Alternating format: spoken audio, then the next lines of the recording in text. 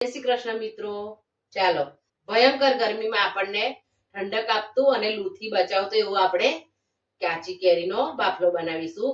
એની માટે મેં આ તોતાપુરી કેરી લઈ લીધી છે, એને ધોઈ અને સાફ કરી લીધી છે. હવે આપણે એને કટ કરી અને પીસ કરી લઈશું. એના કેરીના પીસ કરી લીધા છે. હવે આપણે એને પ્રેશર કુક કરી લઈશું.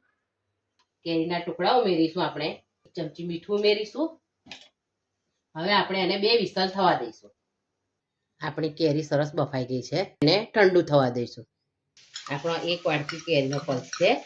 અડધો ગોળ લેવાનો છે. આપણે આ રીતે મરચળ પાવડર લઈશું, આપણે શેકેલા જીરાનો પાવડર લઈશું, ટેસ્ટ મુજબ મીઠું લઈશું. આપણે એને પાણી રેડ્યા વગર ગ્રાઇન્ડ કરી લઈશું. હવે આપણે બાફલાને સર્વ કરી લઈશું. આપણે એક સર્વિંગ ગ્લાસમાં આઈસ ક્યુબ લઈશું, ફ્રેશ પુદીનાના પાન લઈશું.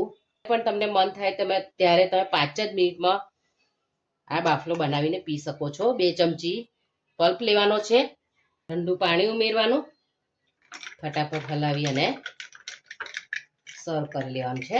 તૈયાર છે આપણો કાચી કેરીનો બાફલો. અમુક લોકો એને આમ પન્ના પણ કહે છે, પણ રિફ્રેશમેન્ટ ડ્રિંક છે. એને તમે ચોક્કસ બનાવજો અને ભયંકર ગરમીમાં તમે ઠંડુ ઠંડુ કુલ પી અને મજા કરજો. આમાંથી તમે કુલ્ફી પણ બનાવી શકો છો, એ હું તમને બતાવું છું.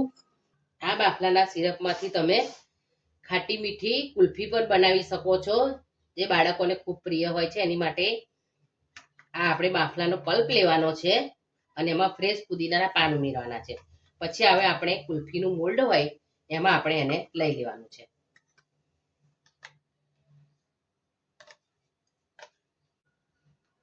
તો આ રીતે આપણે કુલ્ફીના મોલ્ડ ભરી લેવાના છે અને 8 કલાક માટે આપણે એને ફ્રીઝરમાં સેટ કરવા મૂકી દઈશું. બાફલાનું સિરપ છે એને તમે 15 દિવસ સુધી ફ્રીજમાં સાચવીને એની મજા માણી શકો છો. જ્યારે જોઈએ ત્યારે 5 મિનિટમાં આપણે શરબત બનાવીને પી શકીએ છીએ. હું તમને બતાવું છું, જો તમે જોઈ શકો છો કેવી સરસ બની છે. જો બાળકો બાફલાનું શરબત ના પીવે તો તમે આવી રીતે એને કેન્ડી બનાવી એમને આપશો, તે હોશે હોશે કેન્ડી ખાઈ લેશે.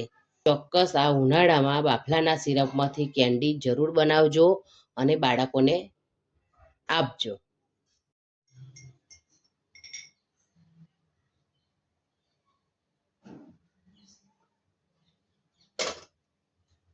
ખૂબ જ ટેસ્ટી છે. આપણું દેશી ડ્રિંક છે. ચોક્કસ તમે બનાવજો અને ટ્રાય કરજો. Thank you.